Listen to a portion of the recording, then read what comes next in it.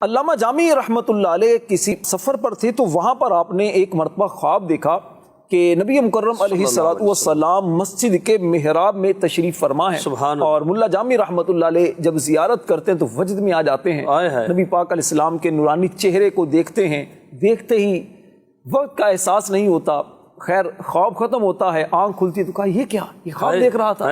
ایک ہفتہ ابھی گزرا تھا کہ دوبارہ پھر رخ زیبا کی زیارت نصیب ہو جاتی ہے۔ سبحان اللہ۔ اب جب عشق کی چنگاری جو شعلہ بن کر ایک روشن ہو گئی، مزید عشق نے آپ کو جب تڑپایا تو پھر آپ نے وہاں سے سفر کیا اپنے شہر کی طرف، اور اس دوران آپ نے ایک کلام لکھا۔ کلام کیا لکھا؟ نسیمہ جانب بطحا گزر کن ز احوالم محمد را خبر کن۔ اے مدینہ پاک کی طرف جانے والی ہوا، میری خبر بھی نبی پاک علیہ السلام کی بارگاہ میں پیش کر دے۔ ملا جامی رحمۃ اللہ علیہ جب بہت زیادہ تڑپنے لگے تو نبی پاک علیہ السلام کی پھر دوبارہ زیارت نصیب ہوئی۔ 3 مرتبہ جب نبی پاک علیہ السلام کی زیارت کر لی تو اب کہا کہ اب رہنا مشکل ہے۔ ملا جامی رحمۃ اللہ علیہ نے جب دل سے تڑپ کر نبی پاک علیہ السلام کو پکارا اور پھر اپنے علاقے سے، شہر سے آپ سفر کے لیے روانہ ہوئے، کہ ترکی قافلہ مدینہ طیبہ کی جانب رواں دواں تھا۔ سبحان اللہ۔ تو آپ نے ان سے گزارش کی کہ مجھے بھی لے چلو،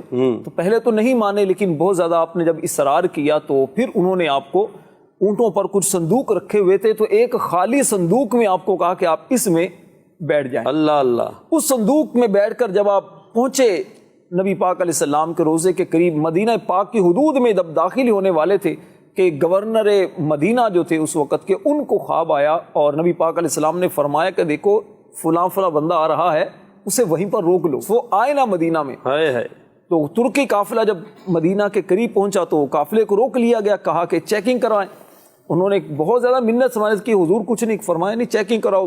خیر چیکنگ کرتے کرتے صندوق کھلوایا گیا، ملا جامی رحمۃ اللہ علیہ آپ کو کہا کہ جی آپ کو اجازت نہیں ہے، ان کو واپس عراق بھیج دیا گیا۔ ملا جامی رحمۃ اللہ علیہ نے کچھ دن صبر کیا، اس کے بعد پھر دوبارہ عشق رسول، مزید جب تڑپ پیدا ہوئی عشق رسول میں، پھر وہاں سے روانہ ہوئے، اور اس کے بعد اب آپ ایک ریوڑ آ رہا تھا جو موصل سے طائف کی طرف وہ آ رہے تھے بکریاں وغیرہ لے کر، تو ان سے آپ نے کہا، اور ایک روایت میں تو ایسا ہے کتابوں میں لکھا کہ آپ نے ایک بھیڑ کی جو کھال تھی وہ آپ نے اپنے اوپر لپیٹ لی تاکہ پتہ نہ چلے، اور انہی کے ساتھ اسی طرح بھیڑوں کے ساتھ ساتھ تاکہ مدینہ میں حاضری کا موقع مل جائے۔ پھر گورنر جو تھے اس دور کے، نبی پاک علیہ السلام کی زیارت ہوئی، فرمایا کہ ان کو آنا نہیں چاہیے، یہ آئے نا۔